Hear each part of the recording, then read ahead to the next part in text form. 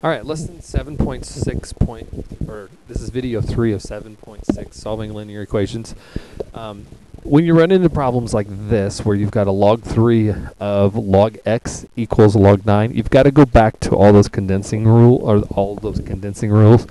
And remember, when we needed to add two logs, we're actually going to take the numbers, and those get multiplied. So we can combine it into one log. Log 3x equals log 9. Okay? And then once we get it to this base, since we're doing log of both sides and they're both the same base, then it's just 3x equals 9.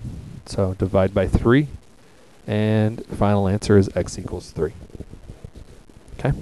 All right, example number 2.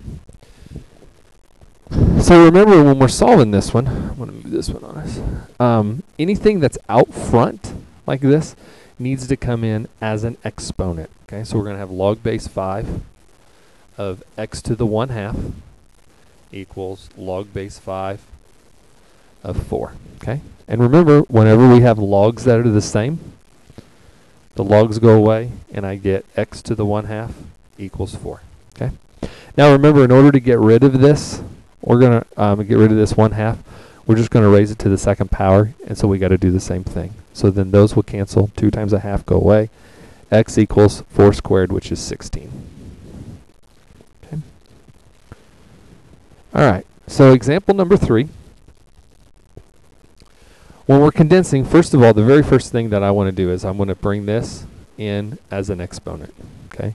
I have a plus, so I'm going to have log base 6 of 3x to the 1/2 equals log base 6 of 18.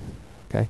Since both sides have a log on it, then I can just simply knock off the logs, and I get 3x to the 1/2 equals 18. Divide by 3. X to the 1/2 equals 6, and then I'm going to multiply both by or raise both of them to the second power, so I can get those fractions to cancel out, and x equals 36. Okay. All right. Last example is example number 4. And first thing, remember, anytime we have a power out or a number, a coefficient out front, has to come in as an exponent. And minus means that we're actually going to divide. So if we combine it down to one log base 7 of 3, whatever comes after the minus, remember, goes on below the fraction, equals log base 7 of 1/2. Okay? And when the logs on both sides and the bases are the same, you can cancel them out. So I get 3 over x to the 1/2 equals 1 over 2. And whenever you have two fractions that equal each other, easiest way to do this is just cross multiply. 3 times 2 is 6 equals 1 times x to the 1/2, which gives us x to the 1/2. Okay? And to get rid of that exponent, we're going to multiply it by 2 so it cancels out. Raise this to the second power, so x equals 36. Okay? All right.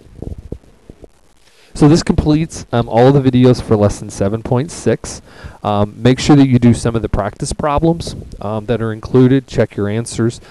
These can get really, really difficult, but at the same time, once you figure out and understand the concept, this is something that can be very, very beneficial and can be rather easy once you figure out the concept. So do some of the practice problems, check it. If you need additional help, remember my phone number is listed on the lessons page. Be more than happy to help you with these and work through some of these problems.